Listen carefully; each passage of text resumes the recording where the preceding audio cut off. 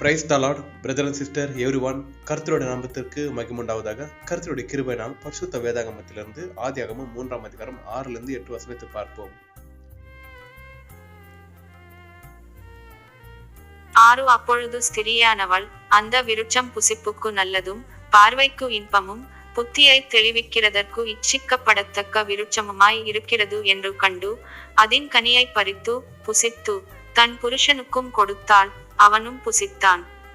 7 அப்பொழுது அவர்கள் இருவருடைய கண்களும் திறக்கப்பட்டது, அவர்கள் தாங்கள் நிர்வாணிகள் என்று அறிந்து அத்தியிலைகளை தைத்து தங்களுக்கு அரைக்கச்சைகளை உண்டு பண்ணினார்கள். 8 பகலில் குளிர்ச்சியான வேளையிலே தோட்டத்தில் உலாவுகிற தேவனாகிய கர்த்தருடைய சத்தத்தை அவர்கள் கேட்டார்கள்.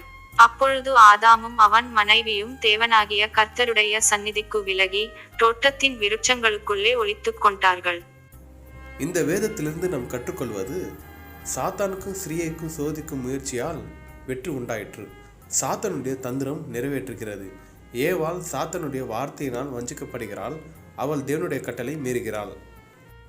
ஏவாளை போலவே நம் சில சமயங்கள் வஞ்சிக்கப்படுகிறோம். நம்முடைய விசுவாசம் சில சமயத்தில் வஞ்சிக்கப்படுகிறது. ஏனென்றால் நமக்கு எது தடை பண்ணப்பட்டிருக்கிறதோ அல்லது நமக்கு எது கிடைக்கவில்லையோ அதன் மீது நம் அதிகமாக ஆசைப்படுகிறோம்.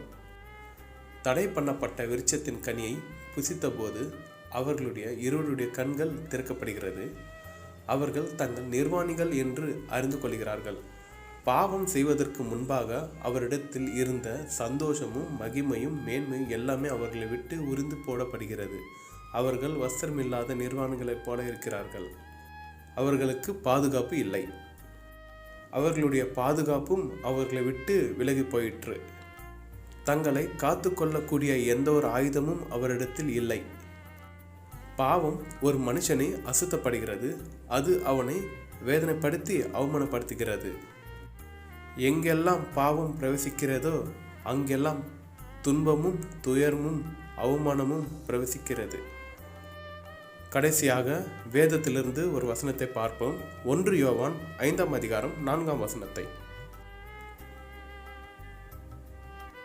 4 தேவனால் பிறப்பதெல்லாம் உலகத்தை ஜெயிக்கும், நம்முடைய விசுவாசமே உலகத்தை ஜெயிக்கிற ஜெயம்.